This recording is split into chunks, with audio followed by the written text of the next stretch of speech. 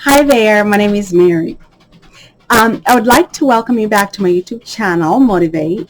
I am so glad that you have joined me back tonight and or today, wherever it is that you are. Today's video is extremely exciting for me. It is so extremely dear to my heart because this video goes into a very loving as well as a little bit of a sensitive topic for me. But I mean sensitive, I just mean emotional because it has to do with babies. And it's a baby that I carried and birthed and breastfed. And the best part is she was a surrogate baby.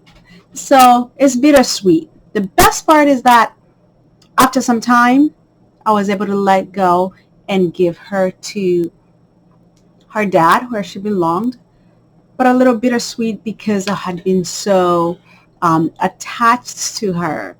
But let's jump in right into this video because it's all up in the line of everything I've been talking about of law of attraction, manifesting.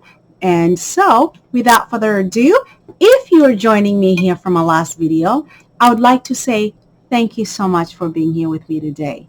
And if this is your first time watching my channel, which is very new, I would like to say a huge thank you as well. And to all of you, welcome. So, right straightforward, I manifested a surrogate baby literally in less than 32 days. This is fucking crazy because humbly, I would like to express my sincere love, heartfelt compassion to all of those women, and you might be one of them, who have struggled having a child for a long time. And my goal is to not get emotional because I know that sometimes this is a challenging topic for young couples, for couples period. They don't have to be young couples, for women and partners who have been trying for a baby for a very long time. But I just want to encourage you that in the world of infinite possibilities, all things are possible. So I'm going to try to speak a little bit faster in this video than my regular videos so I can condense all of this information rather quickly without prolonging this video, because sometimes I just do not like watching lengthy videos. But if you do want me to lengthen it and go into further details, hit me up and let me know that's what you'd like. So before I met my amazing fiance, future husband, I had decided that I wanted to do something where money was not involved, looks were not involved, race was not involved, simply humanity was involved. And I have to say, for those of you that are watching and wondering why there is a consistency of interracial mixes in my thumbnails or in my life, I live in Santa Barbara, California. Always like, and this is an exaggeration, maybe 5 other people that are black besides myself. So, and I know the other 4 and me. But anyway, so and have no qualms, no issues against any race, any background, anybody. I just practice or try to practice being a decent human being. And my real sincereness is that I hope you do the same. So in July 2019, I decided to look for a new job. I had a hard time because I was so very tired of working. Let me back up. I was really tired of working the 9 to 5 or 8 to 5 corporate kind of setting, and it sometimes feels like there's no end to it. It's just going and going. Then the weekend flies by, and then it's back to the grind, and all you do is like wait for the weekend, then it flies by, and back to the same thing. So one day I decided to basically just go on Craigslist and respond to ads that were interesting me. So on July 17th, 2019, I responded to an ad that basically said, looking for a surrogate, ideally 25 25 years old and below, ideally for a college student. And you know what? I wish I can find that email because I was way far from 25. I had already been graduated from college for like over 10 years. But I had always had a desire to help someone bring a baby into the world because I had observed my college best friend have 2 miscarriages, have a breast placenta where she basically literally like 2 days before her due date, the baby experienced demise in her womb, and had also had friends who had multiple miscarriages. But in my case, I had been blessed to where conceiving was relatively easy. But I do want to say, I do acknowledge that that's not the case for everybody. So this also happened to my older sister, who is the eldest in my family of 4 siblings. And she had gone through IVF a whole lot, trying to have a second child after she had had her first child way back in her late teens. But now that she was in her 40s and in a new relationship, a new marriage, and she wanted to have children, she had a really difficult time. So I had offered my sister, and again, like I said, my college best friend, after seeing their struggles, I said, hey, look, I think I'm fertile Marto, so I'd be happy to carry a child for you, no cost, nothing. This is just what I want to do for my friends and family. Little did I know it was going to entail a whole lot. But they both had basically turned me down because sometimes we all have our own paths. So in July of 2019, I responded to a Craigslist ad where a single guy was looking for a surrogate to help him carry or bring a baby into this world. So I responded to the ad on a Thursday, Friday, Saturday, Sunday. 3 days later, we met. Even though he was looking for somebody in college age, in their early to mid-20s, I was like, hey, look, I am way over 25. I'm actually 38 years old, but I'm willing to help you bring a child into this world in the event that you cannot find what you're looking for. I was already a mother to an amazing teenager that I had when I was 21 years old. And at this time, I was single. I had worked multiple jobs. I had experienced life in the most amazing way. I had traveled. I had done many things that I had partied enough. So at this point, I was just like, what is there left to do? So you can only do so much community service, but we all look for something that is meaningful to us. So I decided that I was willing to give up a chunk of my life and my body to bring in a child into this world. So again, I responded to this art on a Thursday. This single guy and I communicated back and forth Thursday, Friday.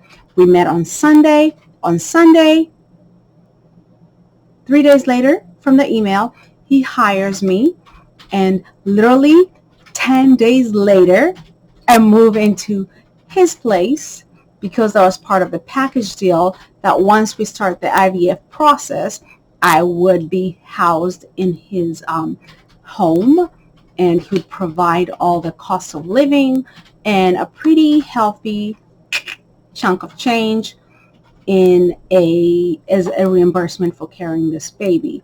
But generally, that really did not matter to me, because the meaning of it was more precious to me than the monetary gain of it. And literally, I kid you not, we exchange emails on Thursday, Friday. We meet on Sunday. He hires me. Monday passes, Tuesday, and then on Wednesday, I get a call from his IVF doctor. This is the reproductive specialist.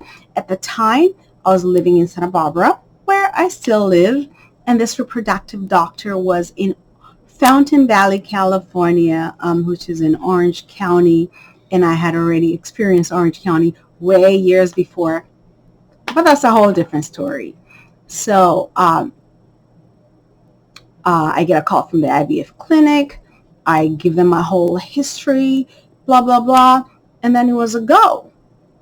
So 10 days from 17, 18, 19, 20, 21st, July 21st, 10 days later, which was July 31st, maybe August 1st, I'm moving into the surrogate baby's father's home in Solvang, California, and we start the IVF process.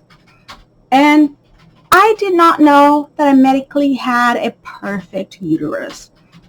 So once we started the IVF process, everything took so smoothly. But this is where law of attraction comes in, because the minute he hired me, I started my meditation, my summoning of this baby that he wanted. I even did ask him, did you want a boy or a girl? And he was very humble in saying that whatever it is, I don't care, it's healthy, but I would love twins. Believe you not, I started meditating and manifesting for twins by visualizing, by affirming, and by verbally speaking to anybody I would speak to about the process. They're like, oh my God, he wants twins, so we're going to have twins. We're going to have twins. I'm going to carry twins. We're going to have twins. I'm going to carry twins. I repeated that over and over. And in all my daily meditations and gratitude affirmations, I would affirm for twins, a boy and a girl.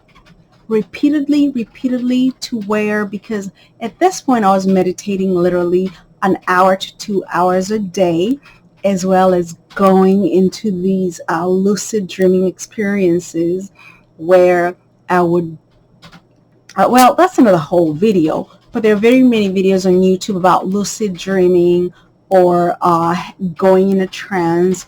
And I know this is not for everybody, but for those of you that strongly believe in it, look, it works. So I started out lucid dreaming, practicing lucid dreaming, meditating, visualizing, and I would visualize of a baby girl and a baby boy twins. I kid you not, on August 17th, actually I apologize, August 19th, exactly 32 days after we had our first exchange, it was time to do the IVF in vitro insemination transfer. So I went to the doctor's clinic. Trust me, the whole time from Solvang to Fountain Valley, which is like roughly going through LA traffic, that day was a 5-hour long drive. And the whole time I just repeated my gratitude affirmations, repeated my visualizations. But mind you, I had been doing it already consistently since the day he told me his desire was for twins. So when we went into that IVF transfer with a doctor in Orange County, specifically in Fountain Valley, I said to the doctor, guess what? Once we finish this, the next visit we have, I am going to have twins. And he kind of laughed. He says, oh, it happens with IVF. Sometimes it's a hit and miss. And so the IVF transfer is completed. And then I want to say roughly 4 weeks later, I had the next appointment. And guess what? I was carrying twins. But at this time, it was way early to tell it was a boy and a girl. All I knew it is I had 2 developing embryos in my uterus. And the most amazing thing, it's like when I went to that clinic, the doctor, I was literally on like the examination bed, legs wide spread apart, with an ultrasound machine all up in my lady parts. And all I could see was lights, not really lights, but like a bright exclamation and joy in the doctor's face. And all he could repeat was, oh my God, oh my God, oh my God, you have a perfect uterus. And I was like, what does a perfect uterus mean? Then he took out a textbook, a medical textbook, and he's like, this is what is in the textbook. And this is exactly what your uterus looks like. So if they had to print a new textbook today, I would submit your uterus for the diagram. And I was like, too bad I could not show that off. But nevertheless, I was excited that I had a perfect uterus. So the IVF transfer was completed. And when I went back, I had twins. That I was carrying twins, but I did not know if it was a boy and a girl, 2 boys, 2 girls. And moving forward, I started the process of daily injections, vaginal suppository, shit that I don't want to go into right now, but we can go into it later. And for those of you that may have friends, family members, or you yourself are going through IVF, I know you understand the whole process. And trust me, with all the hormonal changes, I was not very friendly to get along with because I was very high on hormones and very low on sweetness.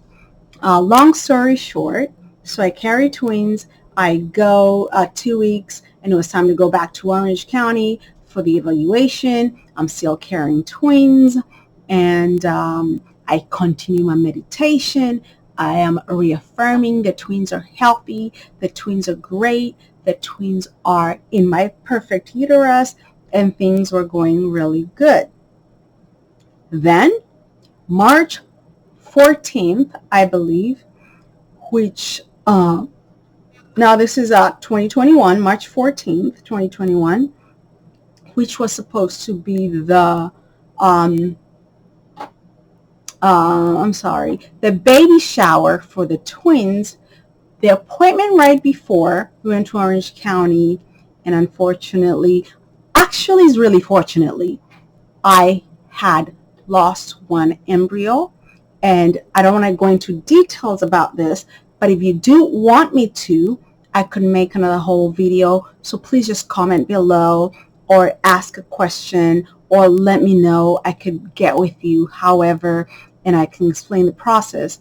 But the appointment right before the baby shower, I lost 1 of the twins. It was hard. It was sad and kind of difficult for me because the IVF process, unlike a natural pregnancy, is a little more consuming and a little more emotional. All the appointments, all the injections, all the vaginal suppositories, all the hormones, all the emotions, all the a little psychological effects that goes with it. The changes I had made into my life, my diet, my lifestyle changes, all of that was like, oh my God, I did all this and I still lost a baby. But little did I know that people go through this 3, 4, 5 times and they lose the babies. but I was happy that I was at least still carrying one. And honestly, because COVID hit right before that baby was born, I was so glad it was not two babies, because I had no family, no friends that could visit, nobody to help me afterwards besides the dad, who was uh, clearly his first experience as a dad, and he really, as a parent, and he didn't really know what's up. So I was kind of the it player in this pregnancy. And oh God, I don't want to go into these details about the labor and XYZ, but all I want to focus on is that I had manifested these twins, but the universe knew what was going to be best for me.